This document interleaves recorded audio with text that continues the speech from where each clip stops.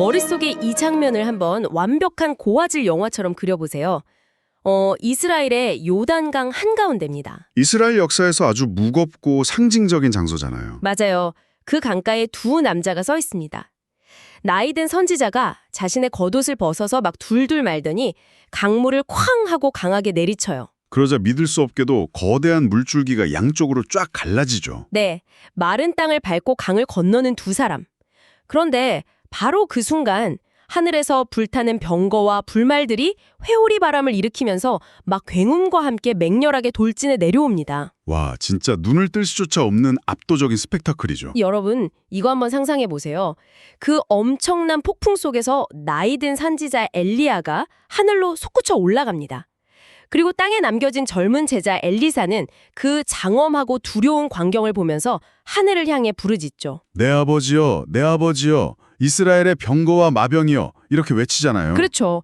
그리고는 극한의 감정에 휩싸여서 자기 겉옷을 쫙 찢어버리고 스승 엘리야가 하늘로 올라가면서 떨어뜨린 그 거친 겉옷을 조심스레 집어듭니다. 새로운 시대가 시작되는 아주 결정적인 순간입니다. 그래서 오늘 우리는 이 질문을 던져볼 겁니다. 여러분, 과연 이 새로운 선지자는 파락한 이스라엘을 구원할 수 있을까요? 흥미로운 질문이네요. 사실 이 요단강 건널목 장면이 시각적으로만 강렬한 게 아니거든요. 아, 그 안에 숨겨진 의미가 더 있다는 거죠. 오늘 심층탐구에서는 이 스펙터클한 승천 장면이 그저 옛날 옛적의 신기한 기적 이야기가 아니라 거대한 성경 서사 속에서 진짜 역사의 주관자가 누구인지 선포하는 문학적 마스터피스임을 파헤쳐 볼 겁니다. 네, 여러 학자들의 최신 연구와 고대 근동의 배경 지식들을 잔뜩 가져왔습니다. 좋아요. 그럼 방금 말씀하신 그 요단강 장면의 숨겨진 의미부터 시작해 볼까요? 이스라엘 백성들이 여호수아의 인도에 따라 약속의 땅으로 처음 들어올 때 갈라졌던 강이 바로 요단강이었습니다. 다들 기억하시죠? 그럼요. 약속의 땅으로 들어가는 아주 영광스러운 입구잖아요. 그런데 지금 엘리야와 엘리사는 이스라엘 내부의 타락을 피해서 그 강을 다시 건너고 있어요. 그러니까 약속의 땅을 오히려 빠져나가는 방향으로 가고 있는 겁니다. 세상에, 그럼 이건? 네, 출애굽의 완전히 거꾸로 된 버전인 거죠. 영적인 엑소더스를 반대로 하고 있는 겁니다. 와, 이거 진짜 놀랍지 않나요? 약속의 땅을 탈출하고 있다니. 이 위기의 순간에 이스라엘의 운명을 쥐고 있는 진짜 권력이 과연 누구인가 묻지 않을 수가 없네요. 바로 그 지점이 오늘 우리가 탐구할 핵심입니다. 사실 제가 이번 자료들을 파고들면서 가장 막 소름이 돋았던 부분은요. 이 이야기가 성경 전체에서 대체 어디에 배치되어 있는가 하는 점이었어요. 아, 그 문학적인 구조 말씀이시군요. 네, 우리가 지금 읽고 있는 책 이름이 열왕기, 그러니까 왕들의 택이잖아요. 아합 왕조처럼 막 군사적을 뽐내고 거대한 전차 부대를 굴리고 외교 동맹을 맺으면서 권력을 유지하려 했던 세속 왕들의 피비린 나는 역사 기록이란 말이죠. 그런데 그 장대한 왕들의 역사에서 고대 문학의 천재성이 빛을 발하는 순간이 옵니다. 메리 더글라스나 미셸 벨라미 같은 학자들의 연구를 보면 아주 흥미로운 개념이 등장을 해요. 교차대칭 구조라는 거 맞죠? 영어로는 링 컴포지션이라고 하던데. 정확합니다. 활자나 인쇄술이 없던 고대 구전 문화에서는 방대한 역사를 사람들 머릿속에 각인시켜야 했잖아요. 그래서 저자들이 사용한 독특한 건축 기법이 바로 이 교차대칭 구조입니다. 이게 구체적으로 어떻게 작동하는 건지 여러분이 이해하기 쉽게 조금만 더 풀어주실 수 있나요? 쉽게 말해서 고대인들의 형광펜이나 볼드체 같은 기능이라고 보시면 됩니다. 거대한 이야기의 양끝에서부터 서로 마주보는 테마들을 배치하면서 점진적으로 안쪽을 향해 좁혀 들어가는 거예요. 아, 그러니까 A라는 사건이 시작 부분에 있으면 끝부분에 비슷한 A-라는 사건을 두는 식인 거군요. 맞아요. 그렇게 양파 껍질을 하나씩 벗기듯이 안으로 쑥 들어가다 보면 가장 깊숙한 정중앙에 도달하게 되거든요. 학자들은 이걸 미드턴이라고 부르는데 저자는 바로 이 정중앙에 자신이 가장 하고 싶은 핵심 메시지를 떡하니 숨겨놓습니다. 여러분 이거 봐요. 미셸 벨라미의 분석을 보면요. 이 열왕기 전체에 그 기나긴 왕들의 역사 한가운데 왕공 이야기가 아닙니다. 바로 우리가 방금 묘사한 열왕기하 1장과 2장, 그러니까 권력 하나 없는 흉먼지투성이의 선지자 계승 이야기가 그 완벽한 정중앙에 콱 박혀 있다는 거예요. 진짜 기가 막힌 문학적 설계죠. 여러분, 이 부분을 한번 곰곰이 생각해 보세요. 이건 마치 엄청나게 부패한 정치인들에 관한 장대한 서사 영화를 보고 있는데 영화의 클라이맥스이자 가장 중요한 정중앙 장면에 갑자기 권력 하나 없는 거리의 설교자가 딱 등장하는 거랑 똑같아요. 그리고는 진짜 역사는 그가 움직이고 있다고 선언해버리는 거죠. 맞아요. 이 문학적 배치가 우리 멱살을 잡고 외치는 것 같다니까요. 진짜 역사는 너희 왕들의 철병거가 아니라 생명을 주고 죽음을 선고하는 저 하나님의 말씀을 대언하는 선지자들이 움직이고 있다고요. 그렇기 때문에 엘리사가 승천하는 스승을 향해서 이스라엘의 병거와 마병이여 하고 외친 건 단순한 비명이 아닙니다. 이 국가를 호위하는 진짜 군사력과 권력이 과연 누구인지에 대한 아주 통렬한 정치적 선언이었던 겁니다. 와, 진짜 권력의 전환이 이루어지는 순간이네요. 그래서 열왕기 하 2장이 그렇게 치명적으로 중요한 거군요. 네, 하나님의 역사를 이끌어갈 진짜 병거가 엘리야에서 엘리사에게로 넘어가는 위태로운 이양의 순간이죠. 이스라엘 전체의 운명이 변환 끝에 서 있는 셈입니다. 선지자가 왕보다 거대한 힘을 쥐고 있고 그 힘이 국가 운명을 결정짓는다면 말이죠. 저는 엘리사가 그 힘을 넘겨받기 위해 스승에게 했던 마지막 요청을 완전히 다시 봐야 한다고 생각해요. 아, 그 유명한 갑절의 영감 구절 말씀이시죠? 네.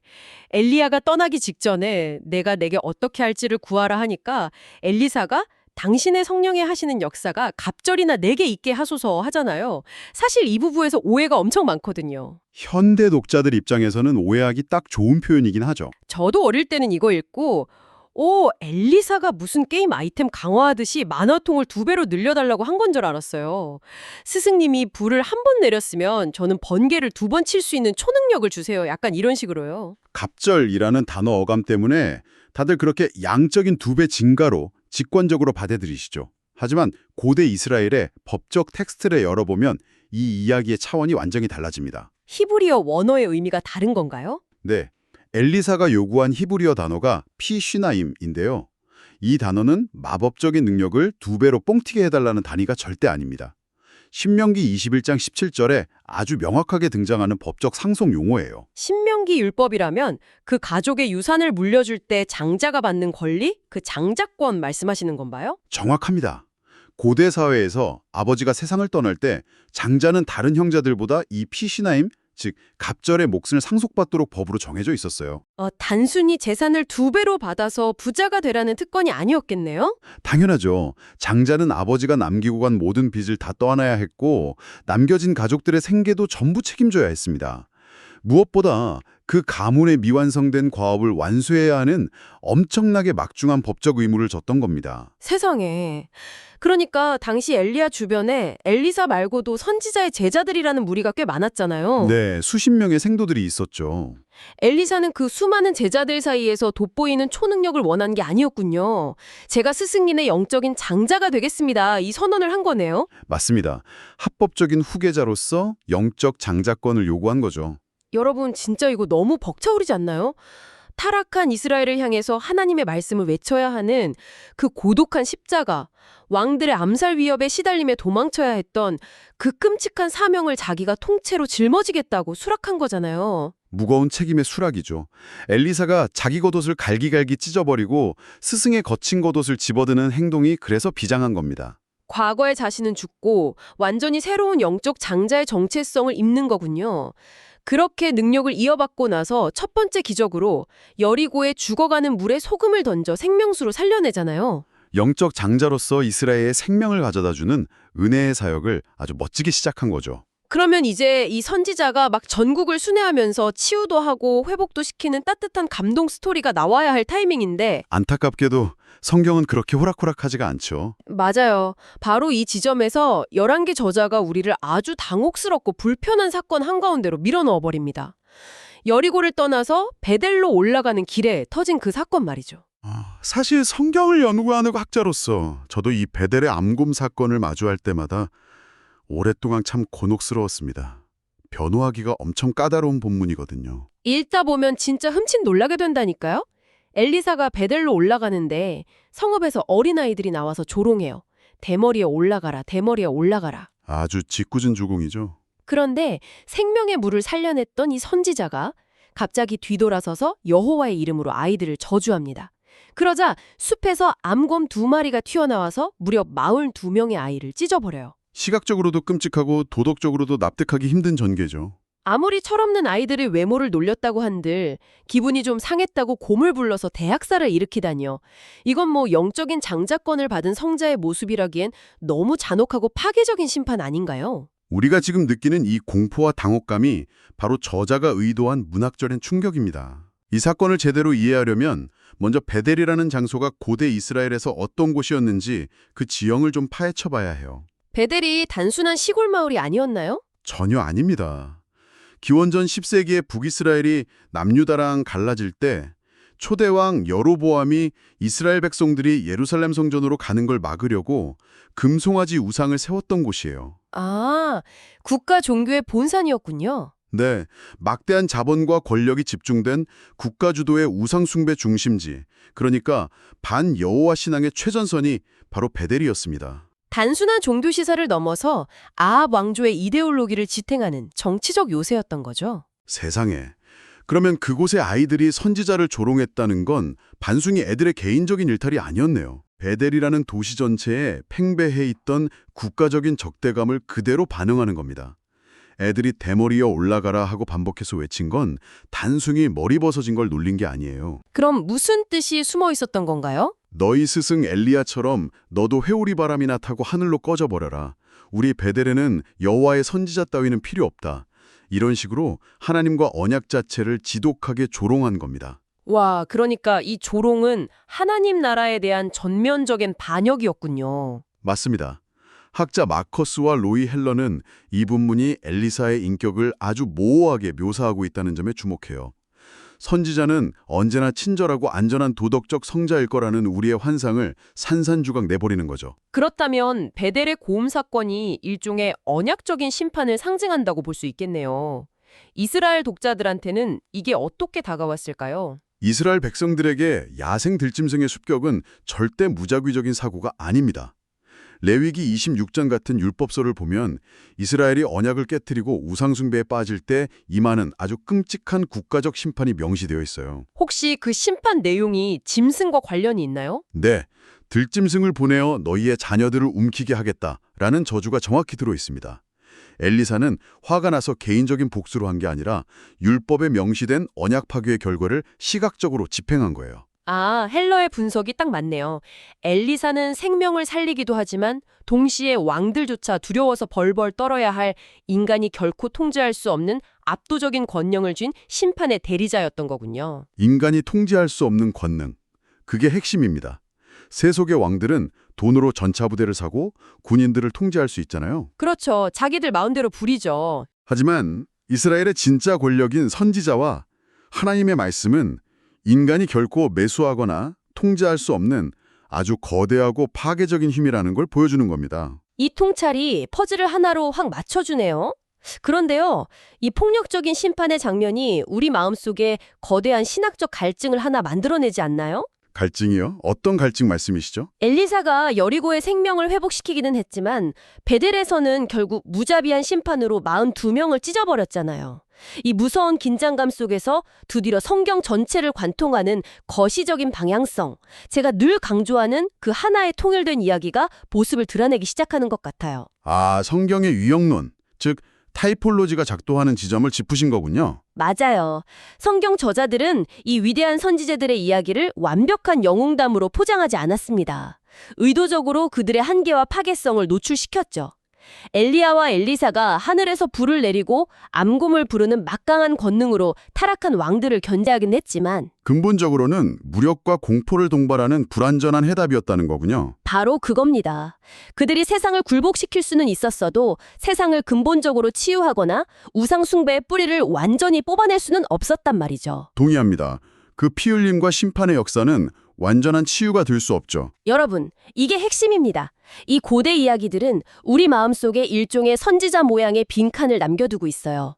엘리사는 자기 옷을 찢으면서 스승의 능력을 이어받았지만 결국 그 능력이 베델에서 타인을 찢어발기는 저주로 나타났잖아요. 듣고 보니 이 거대한 문학적 설계가 진정으로 가리키는 방향이 선명해지네요. 네, 이스라엘 역사, 아니 온 인류의 역사는 도대체 어떤 진짜 왕, 어떤 궁극적인 영적 장자를 대망하게 됩니까? 수백 년의 시간이 흘러서 성경은 마침내 그 빈칸을 채우는 한 사람을 무대 위로 등장시키죠. 이스라엘의 궁극적인 영적 장자이신 예수 그리스도입니다. 이 연결고리 진짜 경이롭지 않나요? 예수가 나무 십자가에 달리셨을 때 베델의 아이들보다 훨씬 더 악독하게 그를 조롱하는 무리들이 십자가 밑에 가득했어요. 네가 하나님의 아들이거든 그 능력을 증명하고 십자가에서 당장 내려와라 이렇게 외쳤죠. 올라가라에서 내려와라로 방향만 바뀌었을 뿐 그 짙은 조롱과 불신의 본질은 베델 사건과 정확히 똑같았습니다. 그런데 여러분, 예수님의 대응은 완전히 달랐어요. 만약 엘리사였다면 뒤돌아서서 암곰을 불렀을 테고 엘리야였다면 하늘에서 불을 내려서 그들을 태워버렸겠죠. 그렇죠. 하지만 완벽한 하나님의 권능을 쥐인 예수 그리스도는 자신을 조롱하는 자들을 향해서 심판의 짐승을 부르지 않으셨습니다. 불병거를 내려보내지도 않으셨고요. 그 대신 어떻게 하셨습니까? 채찍에 맞아 갈기갈기 찢겨진 자기 자신의 몸을 대속제물로 내어주셨습니다. 타인을 찢는 대신 본인이 찢어짐을 당하신 거군요. 맞습니다. 엘리사가 스승의 겉옷을 집어들였고 자기 겉옷을 찢었던 것처럼 예수님은 우리에게 생명을 주기 위해 친히 자신의 육체를 찢으셨습니다. 우리를 심판에서 찢어버리는 대신 스스로 찢기심으로써 벌거벗고 수치스러운 우리들에게 결코 헤어지지 않는 성령의 겉옷을 입혀준 거라고요. 불병거와 암곰으로 대변되던 파괴적인 심판의 시대를 넘어서 스스로 찢겨짐을 선택해 죽음을 생명으로 바꾸신 십자가의 권력, 그것이야말로 세상을 근본적으로 치유하는 하나님의 진짜 병고와 마병이라는 걸 증언하고 있네요. 와, 이 얼마나 숨막히게 아름다운 성경의 설계입니까? 오늘의 텍스트가 우리에게 남긴 이 깊은 흔적을 따라가면서 여러분 스스로 곱씹어 볼 수 있는 질문을 하나 던지며 마무리하고 싶습니다. 어떤 질문이죠? 우리는 자주 성경 인물들을 영웅으로 만들고 싶어하고 우리 시대에도 강력한 카리스마로 세상 문제를 단번에 해결해줄 누군가를 갈망하잖아요. 위기가 닥치고 적대자들이 우릴 조롱할 때 우리는 본능적으로 하늘에서 불이 떨어지길, 숲에서 암곰이 튀어나와서 저 반대파들을 찢어발겨주기를 기도할지도 모릅니다. 인간의 아주 자연스러운 방어 기제이자 권력에 대한 욕망이죠. 하지만 누군가가 하나님의 이름으로 혹은 대의 명분으로 권위와 힘을 주장할 때 우리는 아주 날카로운 척도로 그걸 평가해야 합니다. 그 위기와 충돌의 한가운데서 과연 누가 피를 흘리고 있습니까? 자신을 비판하는 자들을 무자비하게 짓밟고 찢어발기며 자기 힘을 증명하는 자입니까? 아니면 연약하고 병든 자들을 품어안기 위해 기꺼이 자기 자신이 상처 입고 찢겨지는 길을 선택하는 자입니까? 여러분이 의지하고 있는 힘의 모양은 암곰의 이빨입니까? 아니면 십자가에 달린 참된 왕의 상처 입은 두 손입니까? 성경이 보여주는 이 거대하고 놀라운 문학적 설계가 오늘 여러분이 세상을 읽어내는 눈을 새롭게 열어주었기를 바랍니다. 다음 심층탐구에서 다시 뵙겠습니다.